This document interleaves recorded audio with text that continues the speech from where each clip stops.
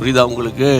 அதனால இந்த நாட்களில் நீங்க செய்ய வேண்டியது, எவ்வளவு கஷ்டத்திலும் போராட்டத்திலும் உங்களுடைய மினிஸ்ட்ரியை விட்டுறக்கூடாது. ஒருவேளை உங்கள் வீட்டுக்குள்ளே கூடி ஒரு 4-5 பேர் ஜெபிக்கிற ஒரு ஜெப ஊழியம் இருக்கும். ஜூமில் கொரோனா காலத்தில் ஃபேமிலிஸ் எல்லாம் கனெக்ட் பண்ணி ஜூம் ப்ரேயர் இதெல்லாம் இருக்குதா?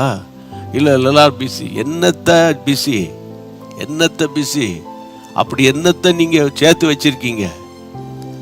இருக்கிற அரிசி பானையில் இருக்கிற பானையெல்லாம் காலியானதான் மிச்சம். வேற என்ன சேர்த்து வச்சிருக்கீங்க? புரியுதா உங்களுக்கு? அடுத்தது நீங்க சேர்த்து வைத்த உங்க வீடுகள் யாருடையதாகும்? உங்க சொத்துக்கள் யாருடையதாகும்? பிரதர், உங்க சொத்துக்கள் யாருடையதாகும்? என்ன அடிபாடு சொத்துக்கும் பணத்துக்கும் நகைக்கும்? இல்ல, ஒவ்வொரு ஆஸ்பத்திரி வாசல்ல போய் நின்று பாருங்க.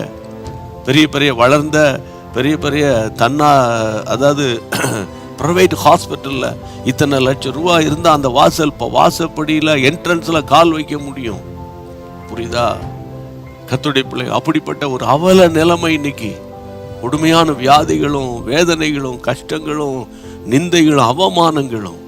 அதனால இன்றைக்கு நீங்க ஏதாயிலும் ஒரு விதத்துல தேவனை ஆராதனை, அதாவது தேவனுக்கு ஊழியம் செய்வீர்களே ஆனால், அந்த எந்த தேவனுக்கு நீங்க ஊழியம் செய்கிறீர்களோ அந்த தேவன் எந்த விதமான உபத்திரம் வந்தாலும் உங்களை பாதுகாக்க வல்லவராய் இருக்கிறார்.